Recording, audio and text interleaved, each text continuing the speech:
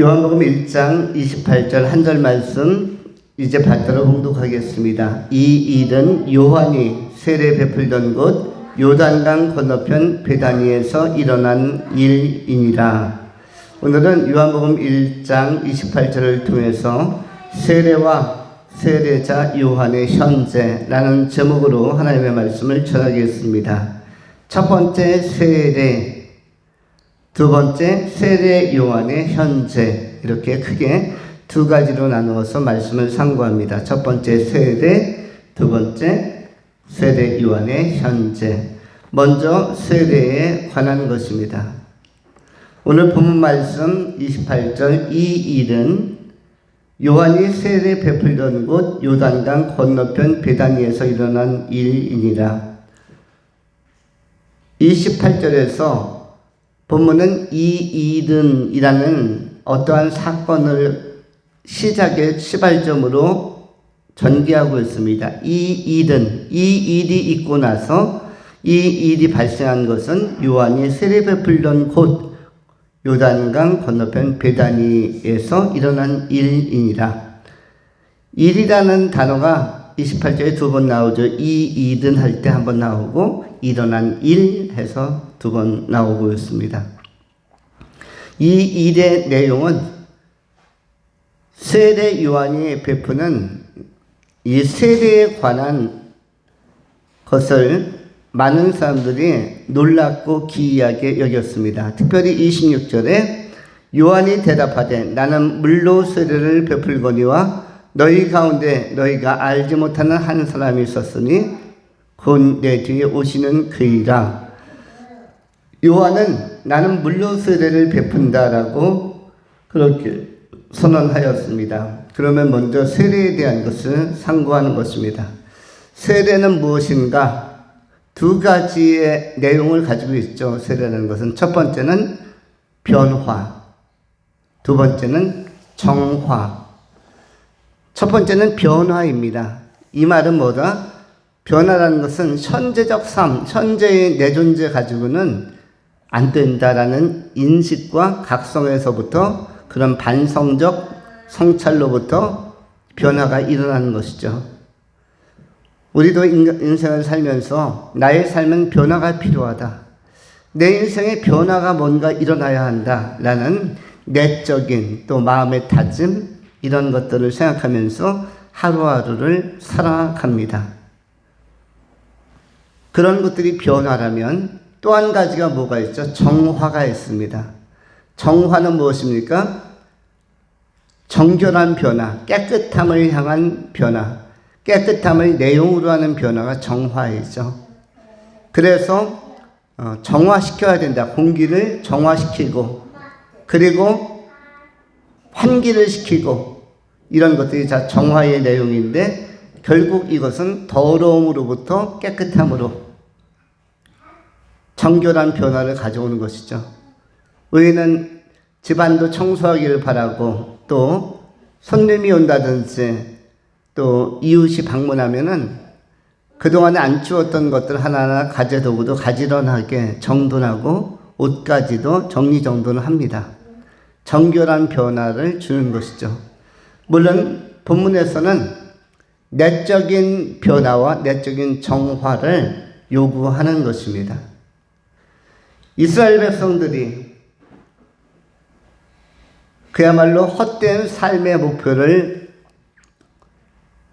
추구하는 것으로부터 돌아서서 그리고 잘못된 메시아에 대한 소망함을 이제는 극복, 지향하고 제대로 된 자신의 삶 속의 구주로 구원자로서 오시는 메시아 예수를 만날 것에 대한 반듯한 신앙의 내적 준비를 하도록 주의 길을 예비하는 자로 또 광야에서 외친 자의 소리와 같은 소리로서 또 그 음성에 주목하면서 이 변화를 소망하는 삶을 살도록 세례 요한이 환기시켜주고 있는 것입니다.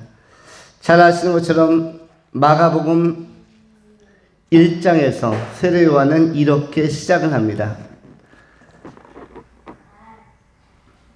선지자 이사야의 글이라. 보라, 내가 내 사자를 네 앞에 보내노니 그가 네 길을 준비하리라. 광야에 외치는 자의 소리가 있어 이르되 너희는 주의 길을 준비하라. 그의 오실 길을 곧게 하라. 기록된 것과 같이 세례 요한이 광야에 이르러 죄의 사함을 받게 하는 회개의 세례를 전파하니 온 유대 지방과 예루살렘 사람이 다 나아가 자기 죄를 자복하고 요단강에서 그에게 세례를 받더라. 이스라엘 백성들도 사실은 암울하기만 했습니다. 왜냐하면 말라기 선지자 이외에 선지자가 일어나질 않았습니다. 400년이 지나도록 선지자가 나타나지 않아서 선지자가 대를 끊겼습니다. 하나님의 말씀이 이 땅에 전달되지 않으니까 영적으로 목마름과 메마름이 있었던 거죠. 이스라엘의 역사는 노아 이후에 끊임없이 선지자가 주도한 선지자의 말씀을 통해서 이 선견자, 선지자의 메시지를 하나님의 말씀을 받으면서 그들이 시대의 상황을 헤아리고 삶의 목표를 설정하고 그리고 구원의 길을 모색했는데 선지자가 말라기 선지자를 끝으로 종식되고 더 이상 나타나지 않으니까 대단히 당혹스러웠던 것입니다. 거기에다가 주변적 국제 정세는 강력한 권세를 가진 로마 군대가 쳐들어오고 로마 군대가 이스라엘 주변 일대를 짓밟고 이스라엘을 유대 땅을 복속시키고 정복함으로 말미암아서 식민 통치하에서 살아가는 이 이스라엘 백성들은 큰 희망이 없었던 것입니다.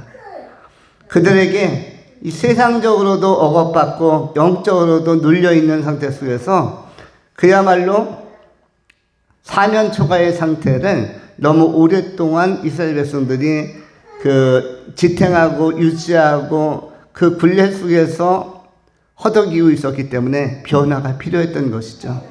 이때 회개를 외치는 세례 요한의 음성은 칼날같이 유대인들의 마음에 이스라엘 백성들의 심령에 꽂히게 되었고 그래서 광야에 외친 자의 소리로서 세례 요한이 힘있게 회개를 선포할 때 많은 사람들이 요단강가에 나와서 회개의 세례를 받게 된 것입니다.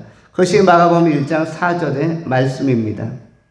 세례 요한이 광야에 이르러 죄 사함을 받게 하는 회개 이 세례를 전파하니 여기에서 죄 사함을 받게 하는 회개의 세례라는 표현이 있고 또 유대 지방과 예루살렘 사람들이 여러 명이 때를 지어 무리를 지어 나와서 죄를 자복하고 요단강에서 세례 요한에게 세례를 받게 되어집니다.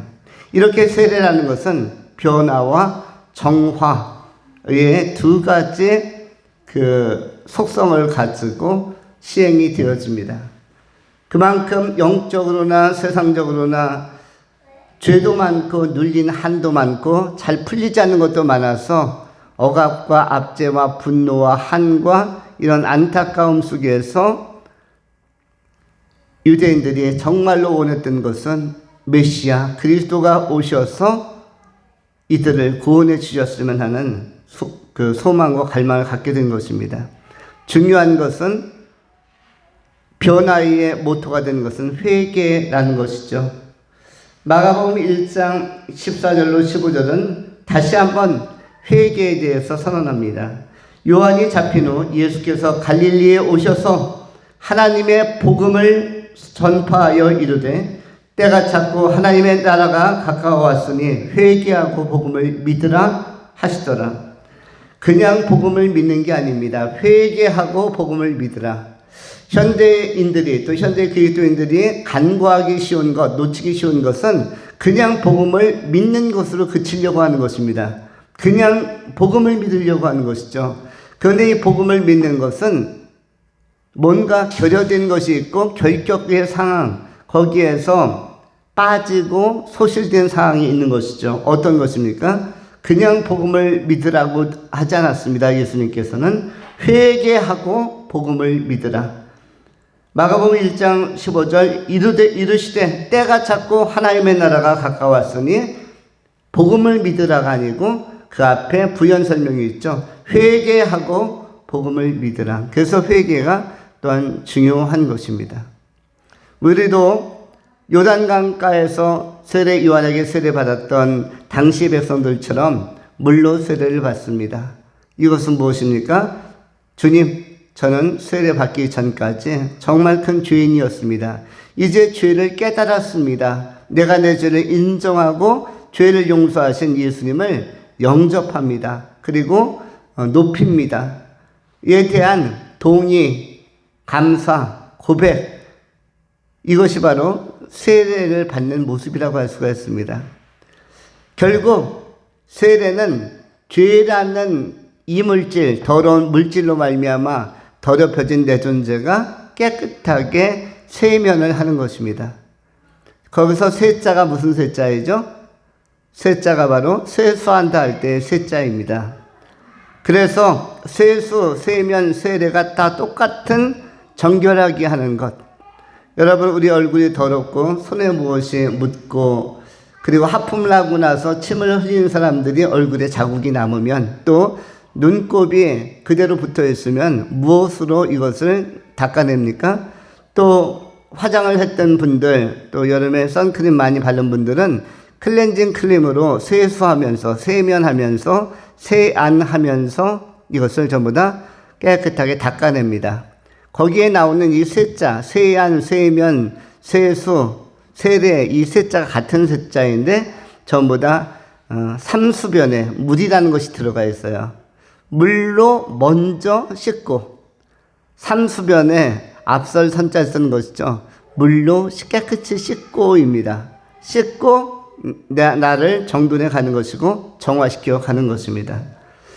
우리는 이 세례를 받을 뿐만 아니라 세례의 의미를 알고 살아갈 필요가 있는 것입니다.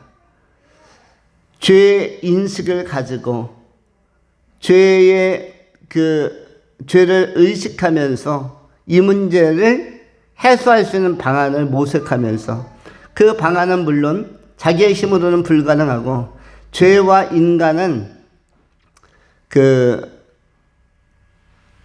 서로를 다스리고 또 지배하려고 하는 속성이 있어서 주도권을 쉽게 내주지 않죠. 죄는 우리에게 잘 떨어지려고 하지도 않고 인간에게 쉽게 지려고 하지 않습니다. 인간의 결단이 죄를 이기는 경우는 없습니다. 인간의 결심이 죄를 이기지 못합니다. 특별히 내면적으로 솟아오르는 죄까지 인간의 이성이나 감정이나 결단이나 자아의 속성들이 죄를 통제하기가 어렵습니다. 이것을 뛰어난 천재 신학자이자 사도였던 바울조차도 극복하기가 너무나 어렵다라고 로마서 7장에서 고백을 합니다. 그래서 이 죄와 싸우는 자신, 매일매일 자신의 삶 가운데서 주로 하는 것이 죄와의 싸움이요, 죄에 대한 인식이라고 고백을 합니다.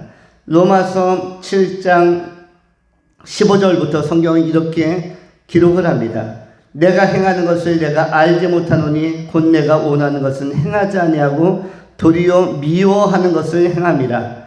만일 내가 원하지 아니하는 그것을 행하면 내가 이로써 율법이 선한 것을 시인하노니 이제는 그것을 행하는 자가 내가 아니요 내 속에 거하는 죄인이라. 내 속 곧 내 육신에 선한 것이 거하지 아니하는 줄을 아노니 원함은 내게 있으나 선을 행하는 것은 없노라. 또한 로마서 7장 24절에 오호라 나는 곤고한 사람이로다. 이 사망의 몸에서 누가 나를 건져내랴. 우리 인간은 바울을 포함하여 죄와 대결해서 이길 수 있는 사람이 없습니다. 그야말로 천재 신학자요 그리고 위대한 사도였던 바울조차도 죄와 싸워서 이기기 어렵다. 내 속에서 나를 지배하려고 하는 이 죄의 속성은 내가 꺾기 어렵다. 그래서 내가 참 곤고하다. 마음으로는 의로 살아야겠는데, 진리를 향해서 살아야겠는데, 성령을 따라 살아야겠는데, 그런데 내 속에 있는 또 다른 지체, 불법의 지체, 죄가 나와 겨루려고 하는 이 강력한 집착과 이 기세 너무 강하기 때문에 난 곤고함에 빠질 수밖에 없다. 이 곤고함이 어느 수준인가 하면 사망의 몸이라는 상태까지 자신이 처지고 있음을 그렇게 바울이 기술하고 있는 것입니다. 그러므로 뭐가 필요하다? 변화가 필요하다는 것이죠. 변화가 필요하다. 죄사함을 받을 수 있는 길을 모색할 수 있어야 하고, 죄사함을 받을 수, 어떻게 하면 이 강력한 죄라는 권세, 이 따라붙는 이 악한 세력과 속성의 요소들을 제거할 수 있는가? 바로 우리 주 예수 그리스도의 은혜로, 예수 그리스도의 십자가에 달리신 보혈의 능력과 십자가에서 흘리신 보배의 피로, 그것을 믿는 믿음으로, 대속의 은혜로, 대속의 의미를 깨달음으로 이길 수 있음을 바울이 선언합니다. 그래서 로마서 7장 25절은 이렇게 기록합니다. 우리 주 예수 그리스도로 말미암아 하나님께 감사하리로다. 그런즉 내 자신이 마음으로는 하나님의 법을, 육신으로는 죄의 법을 섬기노라. 로마서 8장 1절. 그러므로 이제 그리스도 예수 안에 있는 자에게는 결코 정죄함이 없나니 이는 그리스도 예수 안에 있는 생명의 성령의 법이 죄와 사망의 법에서 너를 해방하였음이니라. 오직 성령 안에서 예수 그리스도 말미암아서만 이 죄의 문제를 다룰 수 있다라고 그렇게 선언하고 있는 것입니다. 바울이 이 정도로 죄에 고전했다면 오늘날 현대인들은 얼마나 고전할까요? 예수 안 믿는 분들은 죄에 파묻혀 사는 것이고, 그들의 모든 호흡은 죄를 호흡하는 것이며, 그의 삶 전체는 하나님 보시는 입장에서는 죄 덩어리라고 할 수가 있습니다. 어떻게 저렇게 일관되게 죄인으로 살 수 있을까? 저 사람의 인생을 분석해 보면 내용이 하나도 없다. 그냥 죄인으로서 악인으로서의 길이지, 세상적으로 인간의 잣대로는 조금 뛰어나다, 탁월하다, 성공했다, 착하다, 우수하다, 이런 평가가 있을 수 있겠거니와, 이것은 인간의 평가이고 하나님의 평가는 무엇이다? 일관되게 죄인이다. 일관되게 악인이다. 어릴 때부터 악인이더니 어떻게 저렇게 변화도 없이 정화도 없이 인생 끝까지 악인으로서 사는가? 우리는 이 땅에 살아가는 수많은 군왕들, 관료 대신들, 그리고 세계적으로 명성을 떨치는 사람들 가운데 어릴 때부터, 날 때부터 세상 떠날 때까지 하나님 없이 그리스도 밖에서 인생을 구상하고 인성을 구성하고 또 완주해버리는 사람들, 일관되게 죄인으로 살다 끝난 사람들을 많이 보게 되는 것입니다. 오늘 이 시대에 점점 그리스도인들이 줄어가는 시대에 더욱더 많은 사람들이 그런 패턴과 그런 양식으로 죄인으로서 이 변화를 주지 못하고, 의로움을 경험하지 못하고, 그리스도의 십자가를 경험하지 못하고, 대속의 은혜를 경험하지 못하고 인생을 마무리하는 경우가 많은 것입니다. 이러할 때 누구의 메시지가 필요한가? 세례 요한과 같이 회개하라, 천국이 가까웠느니라. 이 죄사함을 선언하는 그런 회개의 세례가, 그런 위침이 또한 필요한 것입니다. 우리 안에도 이런 건전하고 건강한 변화와 정화를 갈망하는 그런 은혜로운 세례가 우리에게 임하고, 또 세례의 정신을 가지고 또 남은 생애를 살아가야 할 것입니다. 우리가 두 번째 생각하는 것은 세례 요한의 현재입니다. 세례 요한의 현재, 이것은 이 현재는 언제인가? 지금 설교가 진행되는 이 시점입니다. 세례 요한은 지금 서기 2022년 9월 4일 오후 4시 현재 어디에 있을까요? 세례 요한은 지금 현재 어디에 있을까요? 그토록 그가 오실 그분, 오실 한 사람, 메시아 예수 그리스도, 그분이 약속했던 그 나라에 지금 있을 것입니다. 세례 요한은 어떤 형태로서 죽음을 맞이하였습니까? 세례 요한은 그야말로 헤롯 대왕에게 참수를 당해서 고초를 겪고 세상을 떠났습니다. 그야말로 그 소반에, 그 쟁반에다가 목이 담겨질 정도로 이것은 뭐냐면 인간의 마지막에 세상을 운명할 수 있는 가장 비참한 형태로서 세상을 떠났습니다. 가장 의롭게 살았으나 세상을 마무리하는 방식은 어떠했다? 가장 비참하게, 그리고 가장 가슴 아프게 세상을 떠났습니다. 왜냐하면 의로운 일을 행하다가 참수당한다는 것은 세계 어느 나라에서나 보기 쉽지 않기 때문입니다.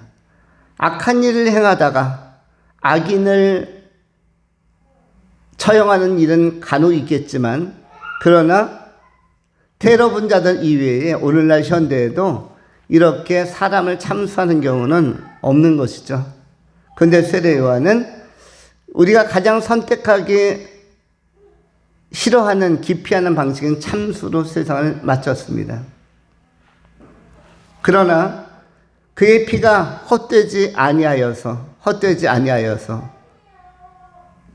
지금 현재 어디에서 어떠한 모습으로 그가 현재를 누리고 있습니까?